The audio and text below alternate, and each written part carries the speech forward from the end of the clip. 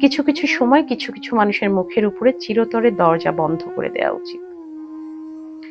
আপনার সাথে হওয়া অপমান, অসম্মান কিংবা আপনার সাথে হওয়া চালাকির প্রতিবাদ আপনি করতেই পারেন, কড়া একটা জবাব দিতে পারেন, কিন্তু আপনি সেটা করবেন না। কেন করবেন না? কারণ আপনি আপনার এনার্জি, আপনার সময় সস্তা মানুষের জন্য ব্যয় করবেন না।